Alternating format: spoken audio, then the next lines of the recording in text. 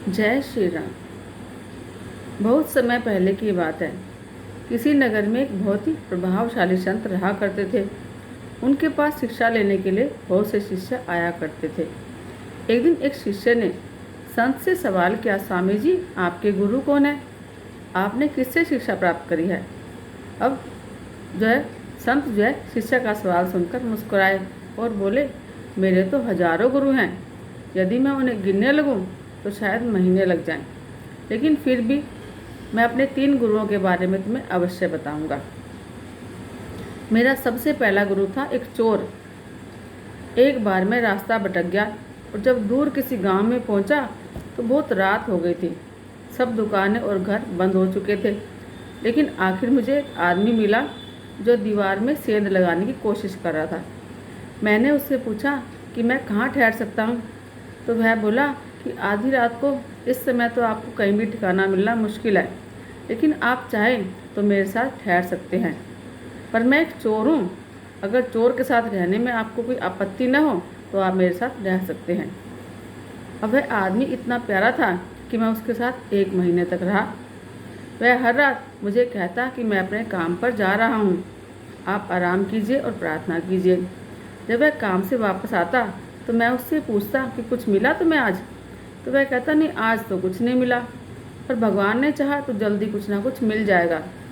वह कभी निराश और उदास नहीं होता था, हमेशा मस्त रहता था।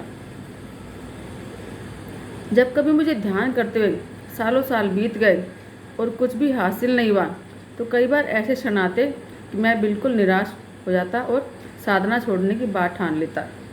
तब अचानक मुझे उस चोर की बात याद आती जो रोज़ कहता था कि भगवान ने चाहा तो जल्दी कुछ ना कुछ हो जाएगा, कुछ ना कुछ ज़रूर मिलेगा मुझे। और मेरा दूसरा गुरु था एक कुत्ता। एक बार बहुत गर्मी वाले दिन में कुत्ता बहुत प्यासा था और पानी की तलाश में भटक रहा था कि उसे एक तालाब दिखाई दिया। उस कुत्ते ने वहाँ पर जाकर झांका तो उसे एक और कुत्ता पानी पीता हुआ नजर आया, तो जो उसकी अपनी परछाई थी। अब कुत्ता उसको देखकर बहुत डर गया। वह परछाई को देखकर भौंकता और पीछे हट जाता, लेकिन प्यास बहुत लगी थी तो बार बार पानी के पास लौट कर आता। अंत में वह अपने डर से इतना डर गया कि नदी में कूद गया। उसके कूदते हुए परछाई गायब हो गई। उस कुत्ते के साहस को देखकर मुझे एक बहुत बड़ी सीख मिली। अपने डर के बावजूद व्यक्ति को छलांग लगानी ही पड़ती है और लगा ही देनी चाहिए। सफलता उसे ही मिलती है जो छलांग लगाता है। जो व्यक्ति डर का साहस से मुकाबला करता है, सफलता सिर्फ उसे ही मिलती है। मेरा तीसरा गुरु था एक छोटा सा बच्चा। मैं एक बार एक गांव से गुजर रहा था कि मैंने देखा एक छोटा बच्चा एक जलती हुई मोमबत्ती को लेकर जा रहा था। वह किसी पास के गिरजाघर में मोमबत्ती रखने जा रहा था। अब मजाक में मैंने उससे पूछा, क्या ये मोमबत्ती तुमने जलाई है? वह बोला, जी मैंने ही जलाई है। तो मैंने उससे कहा कि एक क्षण था जब वह मोमबत्ती बुझी हुई थी और फिर एक क्षण है जब वह मोमबत्ती जल गई। क्या तुम मुझे वह स्रोत दिखा सकते हो जहाँ से ज्योति आई?